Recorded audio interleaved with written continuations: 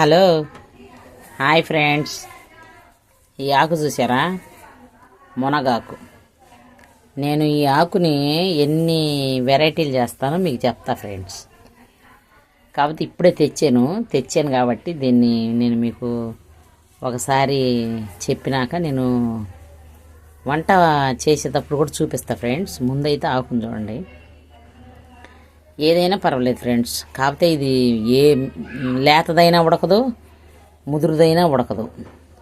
పప్పులో వేస్తే ఉడికినట్టు అనిపించింది, కానీ నలగదు. ఇది రెండు భాగాలు చేద్దామంటే మెత్తగా కాదనమాట. ఈ ఆకు ఇంతే ఉండిద్ది, ఉడికిద్ది, కానీ ఈ ఆకు మట్టుకు ఆకులాగే ఉండిద్ది ఫ్రెండ్స్. ఎందుకంటే మరి ఆ మునగాకులో ఉన్న విటమిన్ అట్టా ఉండిద్ది, కానీ మనం పప్పులో వేసుకోవచ్చు.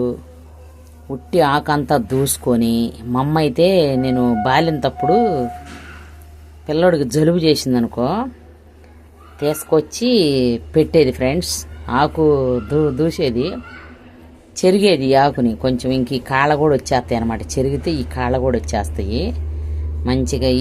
ఇట్టుండా పర్వాలేదు, ఇట్లా కూడా వస్తాయి, ఇట్టు వచ్చేస్తాయి.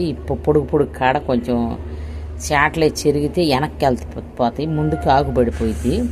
అదొక వెరైటీగా జరుగుతారు ఫ్రెండ్స్. మనకు రాదు ఇప్పుడు ఆ చెరుగుడు, ఇప్పుడు వాళ్ళకి ఎవరికి రాదు. కాకపోతే ఇంకా లేట్ అయినా తీసుకోవచ్చు. పెద్దవాళ్ళు కదా, మా అమ్మ పొలాల్లో కళ్ళాల్లో బియ్యం చేసేటప్పుడు చాలా బాగా జరిగేది ఫ్రెండ్స్. అట్లా వచ్చేసేది ఆ ఆకు, కాడ వెనక్కపోయేది, ఆకు ముందుకు వచ్చేది. అసలు ఎట్ట చేసేది కానీ మొత్తానికి మా అమ్మ అయితే భలే థ్రిల్గా చేసేది మాకు ప్రతిదీ. ఇంకా ఈ ఆకుని బాగా నీళ్ళలో జాడిచ్చేది, ఎందుకంటే ఈ ఆకులో మట్టిలో పెరగదు కదా, పైన నుంచి తీసిన చెట్టు కదా, పెరగదు. కానీ ఈ దుమ్ము అటు ఇటు దుమ్ము పడిద్దని, ఆ గాలి దుమ్ము పట్టిద్ది అనమాట ఈ ఆకు మీద. ఈ ఆకుకుండా దుమ్ము కోసమే నీళ్ళల్లో వేసి కడిగి పెట్టిద్ది. ఇక ఇప్పుడు దూసుకొని మంచిగా చాలా నీళ్ళల్లో వేస్తే కొంచెం దుమ్ము పోయిద్ది. ఆ దుమ్ము పోయిన ఆకుని ఒక 2 ఎండుమిరకాయలు వేసిద్ది ఫ్రెండ్స్. 2 ఎండుమిరకాయలు వేసి తాలింపు గింజలు వేసి తాలింపు వేసిద్ది. ఉల్లిపాయ వేయొద్దు ఫ్రెండ్స్ దీంట్లో, పెద్ద ఉల్లిపాయ అవసరం లేదు దీంట్లో. పెద్ద ఉల్లిపాయ వేయదు, కానీ ఈ మామూలుగా ఉట్టి నూనె, ఎండుమిరపకాయ, తాలింపు గింజలు, కరివేపాకు, ఈ 3 వేసి తాలింపు వేసిద్ది. తాలింపు వేసి ఆకు జాడిచ్చి పెట్టిద్ది. అది వేగినాక ఇక ఈ ఆకుని మా అమ్మ మంచిగా మూత పెట్టి వేపిద్ది. వేపేతలకి దగ్గరికి అయిపోద్ది. ఎంత ఆకు వేసినా ఇంతే అయ్యిద్ది ఫ్రెండ్స్, కొంచెం అయ్యిద్ది. ఆ కొంచెమైనా సరే ఇట్ట వేపుతూ ఉన్నప్పుడే ఇక కొంచెం ఇంక వేగింది అని మనకు తెలిసిపోయినాక చిన్నులపాయి, ధనియాలు, ఎండుమిరపకాయలు, కొబ్బరి కొంచెం, ఎండు కొబ్బరి అయినా పచ్చి కొబ్బరి అయినా 3 వేసి మా అమ్మ మిక్సీ పట్టేది. అప్పుడు రోట్లే, ఇప్పుడు మిక్సీ అంటున్నాను, నేను కూడా మిక్సీ అన్నా, సారీ. రోట్లో నూరేది. రోట్లో నూరితే డ్రైగా అయ్యిద్ది. ఇప్పుడు చిన్నులపాయ వేస్తే ముద్దగా అయ్యిద్ది మిక్సీలో వేస్తే, కానీ రోట్లో నూరితే డ్రైగా అయ్యిద్ది అది కారం. ఇంకా కారాన్ని ఇది వేగిందని తెలిసినాక మా అమ్మకి తెచ్చి జల్లిద్ది అనమాట. జల్లేసి ఇక అదొక ఫ్రై ఫ్రెండ్స్. ఆ ఫ్రై అయిపోయినాక ఇంకా కొంచెం ఆగ్గాని ఉంటే పప్పులో పెట్టుండేది. ఇప్పుడు నేను కూడా అదే ప్రాసెస్ మీద మళ్ళీ ఈ ఆకుని కారం చేయాలంటే నీడలోనే జాడిచ్చి మంచిగా ఫస్ట్ నీళ్ళు అన్నీ పోయిన దాకా ఎండలో పెట్టాలి ఫ్రెండ్స్. పెడితే ఎండకు పెట్టినాక కొంచెం నీళ్ళు ఆరిపోయినాక నీడలోనే మనం ఎండేసుకోవాలి దీన్ని.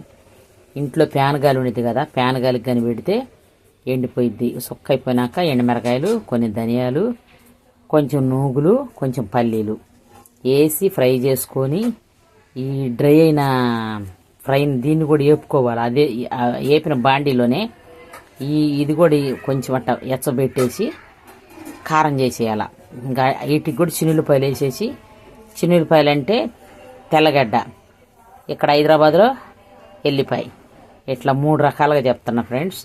దీన్ని తీసుకొని ఇక తెల్లగడ్డ అయినా చిన్నులపాయలు ఏదో ఒకటే పాయింట్ అనమాట, ఏదైనా వేసుకొని కారం మిక్సీ పట్టేసుకొని, లేకపోతే రోట్లైనా నూరుకొని ఇది శుభ్రంగా వేగినాక కారపొడి జల్లేసుకోవాలి. కారం మనం కారంలాగా అన్నంలో తినొచ్చు. ఈ కారంలాగా తినొచ్చు.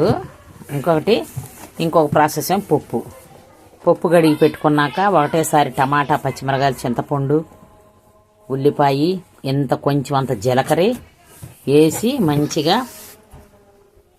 టమాటా, చింతపండు, పచ్చిమిరకాయలు, ఉల్లిపాయ, జీలకర్ర, ఒక రెండు చిన్నులపాయలు కూడా కొట్టేసి కందిపప్పు కడిగి మీ చాయిస్ ఫ్రెండ్స్. శనగపప్పుతో వండుకున్న టేస్ట్ ఉండిద్ది, కందిపప్పుతో వండుకున్న టేస్ట్ ఉండిద్ది.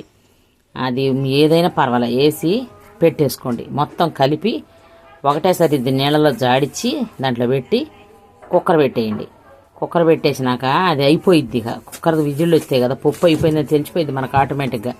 4 విజిల్లు 5 విజిల్లు వచ్చినాక ఇక తెలిసిపోయినాక ఇక పప్పు తీసుకొని మనం విజిల్ తీసేసి పప్పు రుబ్బి ఇక బగారా వేసుకోవటమే.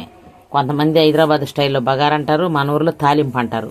ఏపీలో తాలింపు వేసుకొని ఈ పప్పుని వేసుకొని తింటే సూపర్ ఫ్రెండ్స్.